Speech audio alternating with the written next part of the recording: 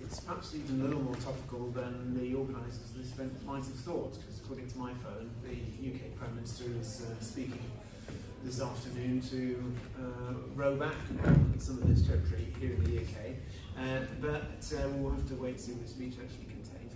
But happily here we have speakers who give us some insight into one of, I guess perhaps the world hotspots for EV adoption, Norway and specifically Oslo. That was my great motive in accepting the invitation to chair this session, to find out more about that. I think it always behooves us here to look at best in class around the world and why, how's it been done and so on. So let me introduce everybody first, and then I have some topic areas to run through and explore, and then time for questions from you all towards the end as well, and we'll finish promptly on time, as I know we stand between yourselves and lunch. So we have, and apologies for pronunciations if you would correct as needed as I go along, I'd be very grateful, thank you. I'm fully aware we're doing this in my language, not yours, so thank you for that. So Sture Portvik, who is Head of Electro Mobility at the Agency for the Urban Environment in the city of Oslo. Thank you, not bad. Okay, 6 out of 10, yeah, we'll see what we can do. The very fact Oslo City has an Agency for the Urban Environment seems quite forward-thinking to me. I think there's something to learn from that already. Sara, now this is going to be Sara Kalsås. Yes, I think you're being very generous. Mobility advisor at the very same agency for the city of Oslo. And Patrick Kern, CEO of BRUGG, one of the event's sponsors. So I think it makes sense, could we start with just where is Oslo today? What's the current status of EV adoption in Oslo right now? Yes, at the moment more than 90% of all new cars sold are actually battery electric. That means 9 out of 10 cars. So yeah, it's going pretty well. So I dare to say that nowhere on the planet you will find a higher density of EVs. Of course, that is private cars. So we are now focusing more and more on the commercial vehicles, because they constitute like 50% of the emission from transport. So vans, bigger truck and stuff like that. For the vans, the situation is like 45% of new vans are electric. Within 2025, that's 1.5 years from now, all have to be zero emission. So that's fun. And all the taxis will be zero emission, all public transportation, of course, zero emission within the end of this year, including the ferries. So that's the situation, that's where we are at the moment. Yeah. Amazing, thank you. And what about the whole car fleet, so not just new cars, but the overall car fleet? Yeah, well, it takes time to shift out an older fleet, but at the moment 38% of the total fleet, less than 3.5 ton, are already electric. That's far more than the diesel and gasoline cars. So it's the biggest portions of cars already. Thank you, fascinating. The UK figure was 2%. Contrast here. Although not in car clubs, which is my parts of the world, we're on about 15%, but we're still anyway you cut it. Yeah, but it's moving fast other places as well. So how's that been done? I think is the area to be great to get into next. You know, how's that success come about? What would you identify as the key levers, the key policies, the key changes that were made? It's not rocket science to put it like that. It's three things. An EV must be cheap to buy, or at least affordable. It's more expensive to produce, so you have to subsidize it in the start. So that's one, cheap to buy, cheap to use, that's where the city comes in. It must be free passing in the toll gates in and out of the city, at least in the start. Free parking, now they have to pay, but eventually you have to change the policy. But it must be cheap to buy, cheap to use, and also practical and convenient. Because an EV without power is no fun. So we have to work like fast to actually be able to put up enough chargers. So sometimes we feel a little bit like the person running for the train in the morning. The problem is that you are later and later and the train is moving faster and faster. So we have to deploy very fast. Yeah. Let's, I think, get into the infrastructure side of things. Certainly, I think in the UK that's a struggle for the consumer. That's obviously a huge problem area. We see that in our own research with the National Shared Transport Body and Charity for its public benefits. People love using EVs in car clubs, they seek them out. 80% plus satisfaction ratings. They really don't like charging them. 30%-ish satisfaction ratings. So that tells the story. So you've obviously got the infrastructure right enough to be able to get to those percentages on the kind of side. But how have you got there? And I think what's be fascinating to know more about what's next and what the really tough stuff is. Yeah, maybe you can take that one, Sara. Yeah, so like Sture mentioned, 50% of the emissions in Oslo comes from transport, and 15% of that is from heavy-duty vehicles. So we are now focusing more and more on freight vehicles in general, which is a huge segment and a variety of businesses, users, goods delivery, and basically everything. So it has a lot of different charging needs. So you have both built AC chargers in cities, which, for example, is where a plumber with an electric small truck can charge for 3 hours while he's doing a job and then come back with more battery. And then we are also building fast chargers for heavy-duty vehicles. We opened a new charging station in June this year with 6 fast chargers for big trucks. So we actually had on the opening an electric cement truck, which I did not know existed until that point. But so we 63 ton. Yeah. We're talking. Yeah. So we see that the use of private cars is slowly declining, and we are very happy about that. But private vehicles is increasing. So we have to electrify that segment to make sure that the increase in driving isn't also increasing emissions, because then it would just even out and we won't get anywhere. Yes, exactly. What about the business case of all of that? How does that, particularly thinking of freight, how is that looking? Yeah, so we are building fast chargers with the sort of joint venture between us and the private sector. So we pay for the infrastructure on the ground and then have a procurement of a charging company that gets to put up their fast chargers. And then we also split the revenue. So the city of Oslo invests, but we also get something back. So both for us and for the charging companies, I think it's a good investment, because then we also share the risk of the investment, which can be quite large in many cases. So we've seen that works pretty well, both for us and the charging companies, and it can also it makes us sort of be able to push the development in the direction we want, and that we can build more chargers. And it gives the charging companies the opportunity to have fast charging station in good location that's on public grounds where we own it. And also then the public gets more fast chargers in relevant locations, which is a win for everyone, I would say. Yeah, thank you. The charging time, Patrick, I can bring you in here.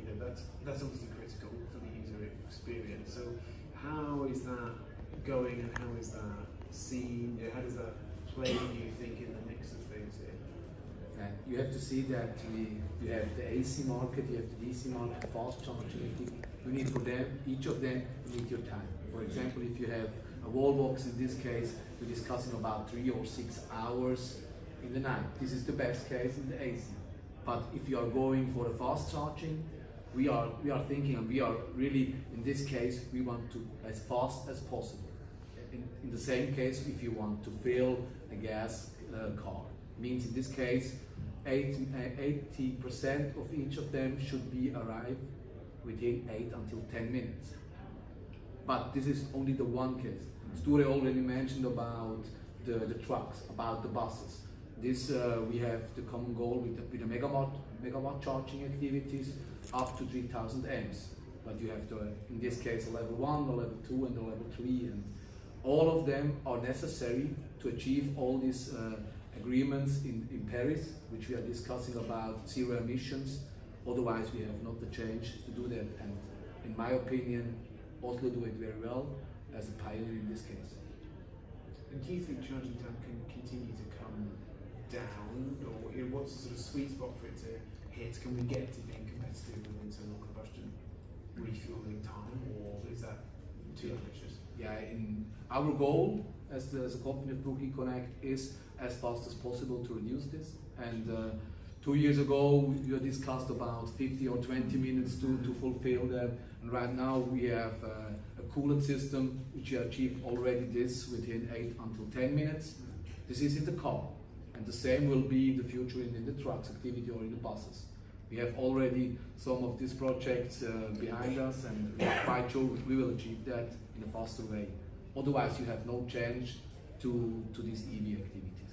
Yes, thank you. I was going to ask about the history. I think it's always interesting, isn't it, to look at something that's very fast moving. It's necessarily harder to predict. And I think that's something we struggle with here a bit in the UK, sort of look for past performance on things, and it may be a guide, but actually if it's very fast moving it may be a poor guide. And it's a really dynamic market. Yeah. Probably 1 year ago nobody discussed about an NACS connector from Elon Musk in this case, and right now we are discussing about CCS1 for the US market, the CCS2 for the European market, and right now a new NACS connector will come in 2025. But this is only one part, and the megawatt charging activities for the buses and the trucks will be also the future. Absolutely. Could I take us into my area, so to speak, if you like? So I'm Chief Executive of Como UK. We are the national shared transport charity, as I said. So car clubs, bike sharing, scooter sharing, lift sharing, and DDRT as per the previous session. And mobility hubs that bring all these things together. So I think you touched on this already, Sarah, about are we making genuine progress, or are we just electrifying stuff, and actually net zero emissions that we're not heading as fast towards that as we would like. And certainly here in the UK we're sitting on top of a raft of expert reports that tell us that electrifying the fleet fast is essential to get into net zero, but it's not enough.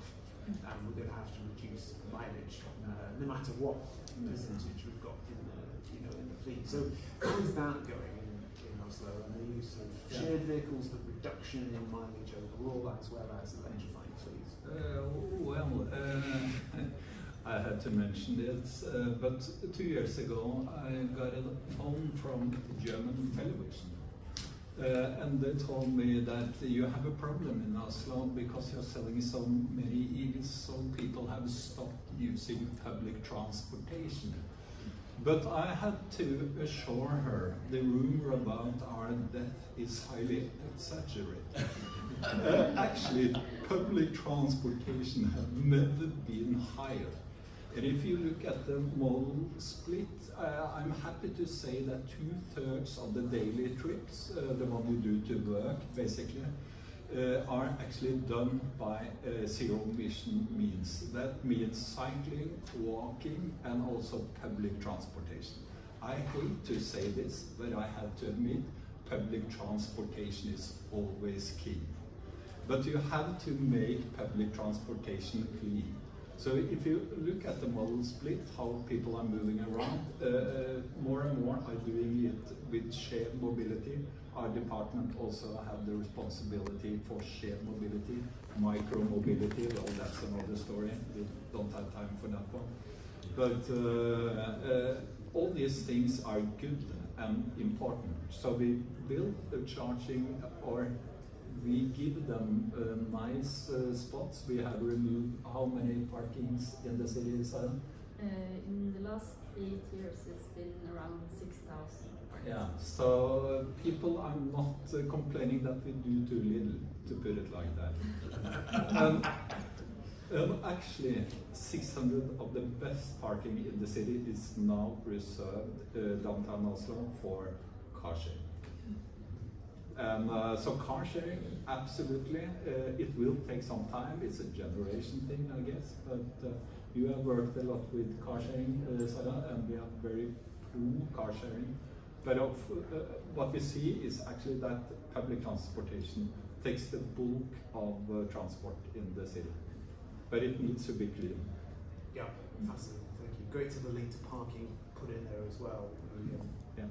Certainly in the UK, we're still in a case of often adding parking rather than taking it away. But I think it's one of my favourite litmus tests for really forward-thinking cities around the world as to how many parking spaces have come out. It's a good metric.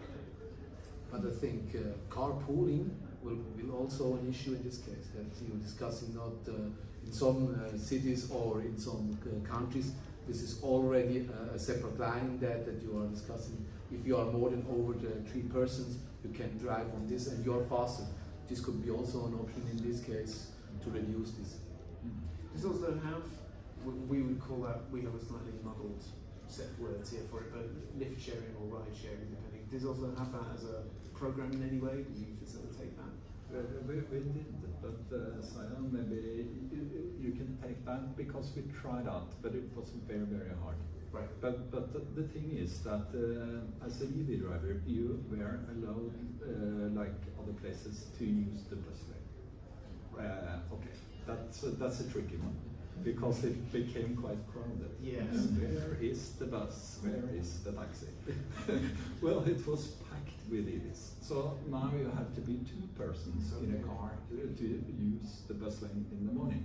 And actually, after that happened, some bought an inflatable doll and made a headline and some flyers, but eventually people adapted. So they started with actual car sharing, sending out an email, hey colleagues, I'm going this morning this way, would you join me? So actually, some sort of result, but they tried for 10 years, I think, with an app, different, but I think Norwegians might be a little bit reserved. It doesn't go for all of them, of course, but it's hard to put them in the same car with strangers. But yeah, I think autonomous public transportation probably is a key, especially for elderly transport. We have done some testing, and they are more free to go from where you live to where you want to go. Not you have to walk for 15 minutes in snow and rain and all that stuff. Yeah. Actually, autonomous public transportation, because the autonomous bit, you have to organize it in a manner that is not just another private car, but that's another story. Yes, and I totally agree. I think the debate around autonomous often forgets that bit. Certainly here in the UK it does. It goes straight to how everyone has their own pod whizzing around, which to the point earlier, Sarah, may not actually solve a lot of the problems. And once to touch on the overall cleanliness of EVs and how to make sure EVs are as genuinely clean an option as possible. So that's the question of the power, how that is generated, that feeds all these networks we're talking about, and the overall usage patterns of forms of transport. It'd be great if you could talk about that a bit. Sara. Yeah, so I think there's absolutely a lot of improvement, especially on the production side of EVs and batteries and everything, and hopefully the production of EVs will just get more and more regulated, and that they can have proper certifications of, so that it's both environmentally sustainable but also on the social sustainability side of that. So hopefully institutions like EU and the others will really push forward for more regulations on that, because there's still a far way to go on that side. Yeah. And the energy, just to mention, is clean by per definition because it's hydropower. 99%. So, but we shouldn't rest on that. And also, second life, I think, important. Absolutely. What do you do with the battery when the car is dead? We use it to actually restore some power from solar panel on a sports arena. That's a nice project. Also adding vehicle to grids and building mobility houses, not only car, but a floor for car sharing, cycling hotel, repair shop for cycling. So you see all holistic, not just a car or a private car. Actually, the official goal is to reduce transport by 30%. I don't think that will happen, I'm sorry to say, because people are buying more and more online. So what we tend to forget is, yes, the private use of car has dropped with 19%, and that's fantastic, and that's needed, highly needed, because you can open up for more furnishing, nice things to do for the public, but also car sharing and other things. But again, you have the commercial vehicles, and we are buying more and more online. Everybody wants their grocery delivered to the doorstep, and if that's coming in an all-diesel car, that's look like it's going to die before it's getting back to the depot, well, then we have a problem. So we have to clean up the commercial fleets. And that 30% figure, is that a reduction in kilometers travelled or emissions, or what was that? Yeah, it's like at the moment it used to be 52% of, okay, to start with emissions, 60% from transport. Right. But that's include also building sites, removing masses and stuff like that. So we, of course, gone for green building sites, zero emission excavators and all that stuff, but also dump trucks moving the masses out to depots. But of course, 60% of emissions from transport, I would say close to half of emission at the moment is coming from commercial vehicles. Yeah. So even if private use of car is dropping, and that's good, it doesn't work if you're not able to do something about the commercial vehicles. Yeah. So that's why, like Sara mentioned, we are focusing more on consolidation center and for charging for bigger trucks. For me, it's like it needs a combination between the government, between all these trucks manufacturers, including also the smart grids. It means if you have this combination together to discuss, okay, how we want to implement it, how we want to go forward in this case, then you can do it. Otherwise, the main problem is also if you are going to the loading infrastructure and it not works, and unfortunately 30% of them right now doesn't work. You don't have this trust to do that. You need the repair sets, you need the service activity to have a good feeling that everybody wants to go in this direction from the EV. And right now it's not the case, but we have to do it in the next month and years. Super, thank you. Can we go to questions from you all, please? I suppose we've got one down here and then one there. Tom Bogdanovich with London Cycling Campaign and London Cyclist Magazine. I was interested to hear you talk about government land being allocated for some of the charging points for the shared vehicles, and Richard was talking about mobility hubs, and I wondered whether you were combining the charging points, the cycle hire, the shared cycles, the shared motor vehicles, electric motor vehicles, even combining those with whether it's trams or rail, whether there'll be places where people can go for transport. I was recently in Poland and I noticed that at such places, this is a very basic level, people have, there are large containers for people's personal boxes where goods could be delivered.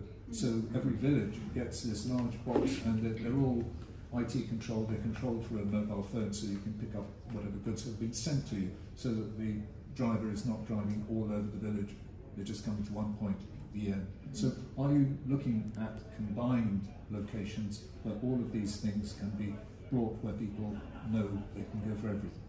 Yeah, we actually recently opened the so-called mobility hub it's in a bit of the outskirts of Oslo. It's a part of an EU project called Move 21, and the area was chosen because it has a high use of private cars, and it has not a lot of other options except the bus.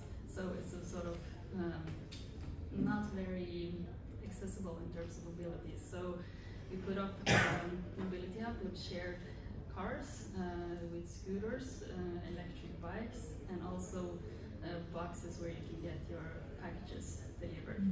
So that's a pilot project, but hopefully that will be the first of many of those mobility hubs that can be sort of connecting, especially in the outskirts of the city where it's far to subway line or the bus doesn't go all night or things like that. So we are testing it out, and hopefully we'll get some good experience and see how it works and how people actually use it and if it's useful as well.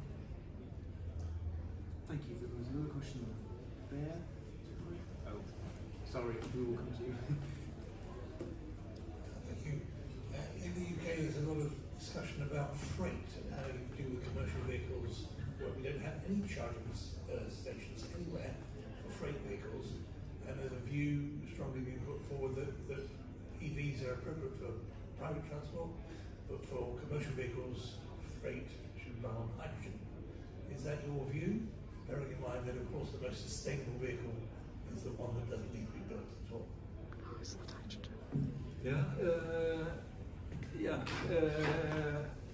We think that both technologies are important.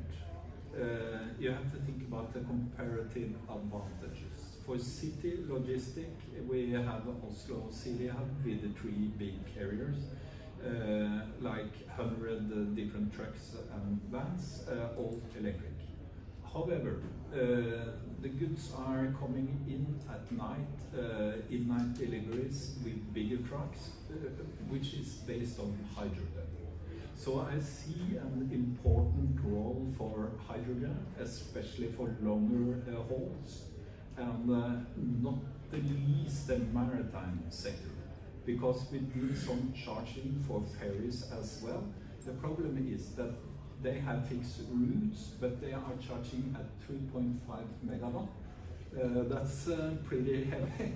You need a lot of energy, like 17 megawatt hours, huge net station serving like how many? 20 maritime vessels. But then you have to test out new technology like battery swapping. I think it will be the first in the world. But for longer haul, that doesn't work. Then you need hydrogen. Hydrogen has advantages. It's more energy dense, but the energy efficiency for shorter trips is probably still maybe a little bit more in favor of the EV, but we need both. So we are also putting up so-called energy stations also for bigger trucks, which include both biogas in an interim period, but also hydrogen and fast charging, so people can choose. Yes.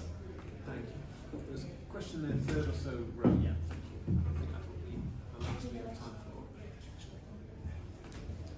Hi, my name's Ian Foster. I work for Michelin Travel, one of the London bus operators. We operate electric and hydrogen vehicles. And I agree with you, there's a place in urban and out of urban for the different technologies.